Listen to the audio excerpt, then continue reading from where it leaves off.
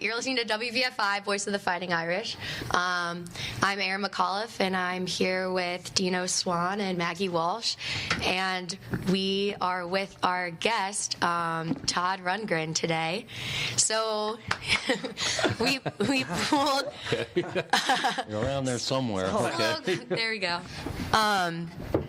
We pulled a box of Todd's vinyl from our archive collection in the back, and yeah, Todd, if you went through those really quick, if anything stuck out, if you just have like a musing you want to get over real quick, Get it over with. I think we don't have much time, but I actually noted, I was reading Patti Smith's review of, I think it's like the second one in there, A Wizard, a True Star, which is also like the cover art and the vinyl itself really caught my eye.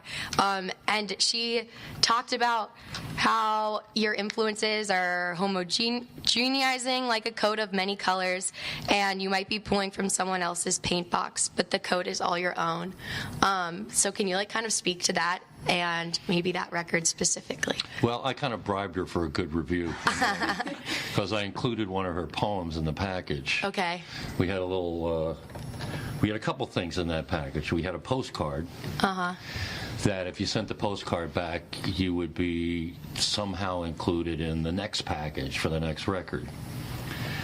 And also there was a thing that looked like a Band-Aid, which had a Patti Smith poem on it. Okay. That I think she composed, particularly for the record. But once I put her in the package, she had to give me a good review, didn't she? Yeah, nice.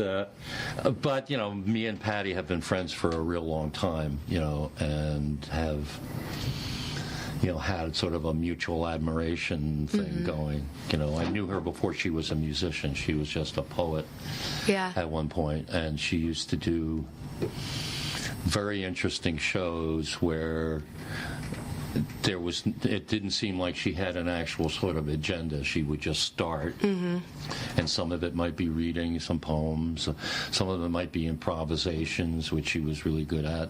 Then every once in a while she would get like a little record player out and put something on and sing along to it, something like that. So she wasn't really at that time she wasn't really at that time doing what everyone seems to think they know about her now. It's funny because I read Just Kids this summer, so I had a background, and that's kind of like how I was exposed to her, and that's why I kind of pulled the quote. Yeah, but a lot of people think of her, as like a punk rock musician or something like that, and that's just kind of an incarnation of what she is. Yeah. I mean, you could say equally that she was a mom because she quit the music business for over a decade just to go be a mom in Michigan. Yep. So she's a lot of things. For sure. Do you want to ask a question? You've had all these incredible successes, throughout the music career and throughout your life. We weren't in the interview before, so we kind of missed out on a lot of that. But maybe if you can kind of just give our listeners, the bands and the musicians who really inspired you. Like if you were to go to, some of your fans and be like, these were like my top ones who really, brought me into this world and really, kind of create a lot of these musings in which I could, go over and kind of, take maybe a little bit but make it my own thing. Who would you kind of point to? Well, it's funny, when I was really young, my dad was a music fan, but only of particular kinds of music. He did not allow rock music in the house, but I was exposed to a lot of music, particularly stage musicals and things like that.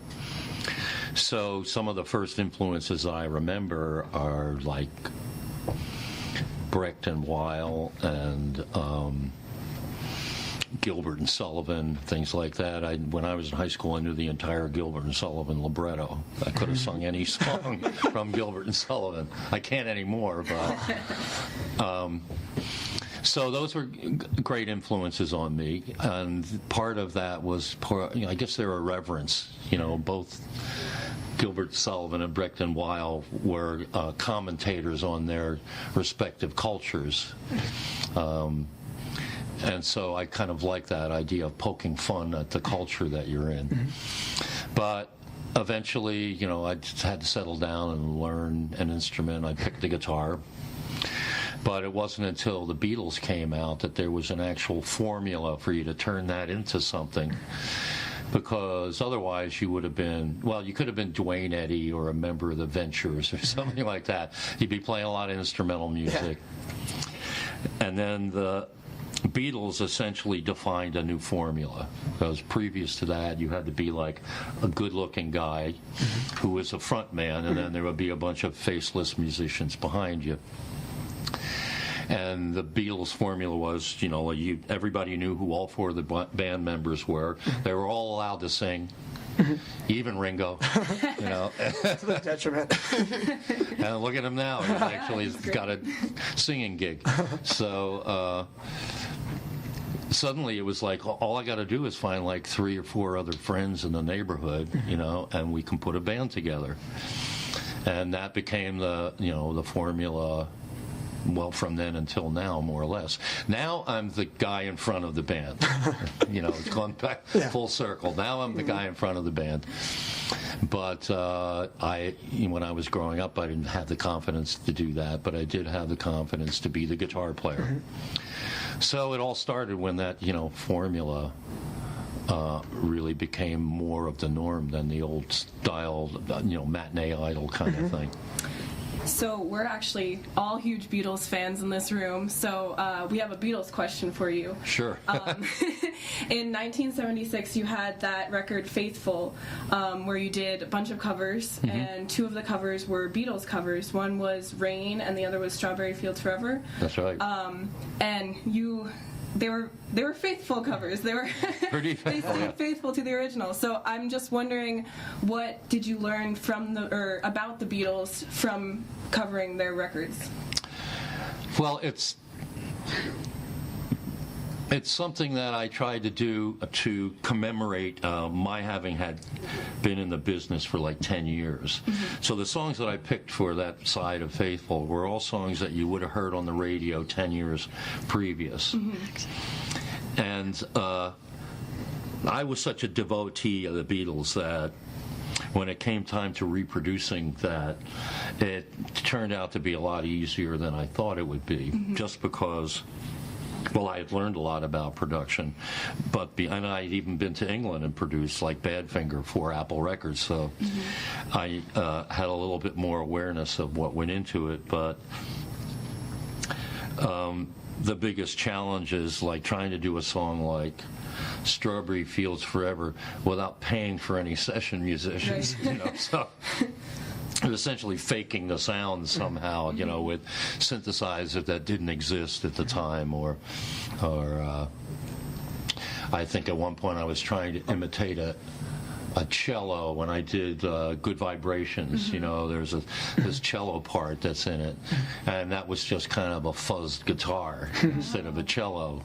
And you get the sound just right, and since it's only playing one note anyway, it was easy to sort of fake that. So the challenges were really not so much dissecting the records and figuring out what was going on as, trying to dial in a particular sound that's similar to the old guitar sound, trying to make the drums sound the same. Right. And trying to substitute other instruments when I didn't feel like having a string section or something like that come in. Very cool. Very cool. So kind of hit up our last question here because, we're out of time. Here at WVFI, we like to create playlists for, people to listen to. And we're on the process right now of creating like a big, this is our WVFI playlist, and we'd love to get your input. What maybe 2 or 3 songs would you say you need to put on this playlist? That I needed to put on. This needs to be on. Anybody's song. Anyone in the world. Oh, anybody's song. God, there's a lot of great songs. It's... What have I been listening to lately? Well, I got the new Frank Ocean record, which is pretty cool. We're fans of that one. Pretty cool record. Definitely. It's funny, I would play the first Bon Iver record. I wouldn't play the recent one, which is not... Okay. Just hasn't stuck with me the same way, And Play some Tony Bennett. He's turning 90 this year, and he's still doing it. He's my hero, Tony Bennett. Very nice. I love it. Well, we want to thank you so much for taking your time to join us here at WVFI, and we really appreciate getting to talk to a rock legend in person. It's pretty insane. We want to know if you could maybe just give us a little promo call signal at the end. Maybe sure. Say you're listening to WVFI. WVFI. VFI. I don't want to get it wrong. Yeah, Voice of the Fighting Irish. Okay. Hi, this is Todd Rundgren, and you're listening to WVFI. Go Irish. Thank you so much.